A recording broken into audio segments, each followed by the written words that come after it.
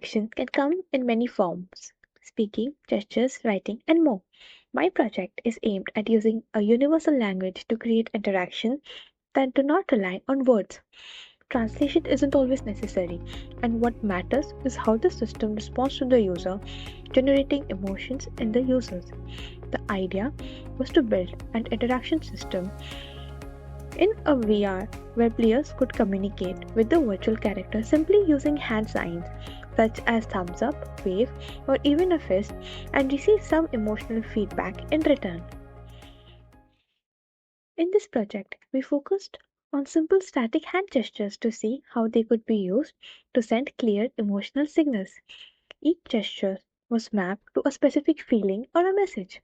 For example, thumbs up showed joy or approval. High five meant excitement or friendliness. Clenched fist expressed like anger or frustration. Thumbs down showed disapproval, and pointing finger suggested that focus or some kind of confusion. And this way, the interaction with VR through the gestures were made. It is a similar study from Kim to 2014 found in their research the designs of the virtual environment affects how people feel and react. So instead of using faces or speech in the system, this it completely relied on gestures along with visual cues, sound, and this interaction generated some emotional responses. So using gestures like this makes the experience more intuitive and emotionally engaging, and it supports the idea that body language can be as powerful as spoken words in virtual spaces. Gesture-based system in VR have potential for beyond gaming. And Crawford and colleague in 2018 have shown virtual reality can be a helpful tool in serious settings. Like medical interviews, it allows us to study how people communicate without words and how they respond emotionally in different situations. Because this system doesn't rely on voice or speech, it can be very useful in places where talking isn't possible, like underwater scuba diving or maybe an astronaut in space need a quick and clear ways to communicate to each other and in different kind of situations. Simple hand gestures can become a very powerful way sharing an information. It also has the potential to support people who prefer or rely on non-verbal communication.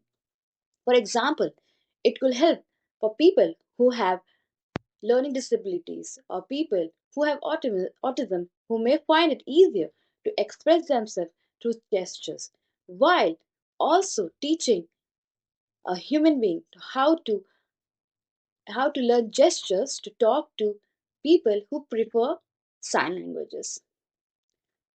What exciting is how this kind of interaction can make a digital experience more inclusive, natural, and human, where no word is needed. It is a good way to express themselves without words. To test these ideas, we built a prototype in Unity using MetaQuest 3 headset and the XR hand packages that comes with Unity. So instead of using a humanoid avatar with facial features, we used a character in the scene that has no face but only body gestures, posture, and emotional feedback cues such as light and sound. So two environments were tested: a cozy living room for one-on-one interaction and an open park for more exploratory behavior. Players were invited to interact with the system using static gestures. Their emotions and reactions were observed, both through behavior and feedback. Interestingly, positive gestures like thumbs up or high five triggered visible joy and engagement. Players often smiled, leaned, and repeated the gestures. Negative gestures like fist or thumbs down caused the players to hesitate or step back, creating a surprising sense of empathy for the character, even though it had no human like features. These reactions supports the research findings that environmental elements in the VR, like space, proximity, and motion, can directly influence emotional effects. The absence of dialogue did not reduce emotional intensity. In fact, it kind of amplified it.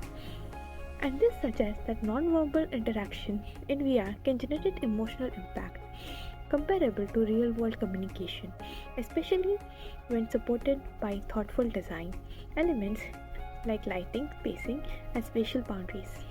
Thank you.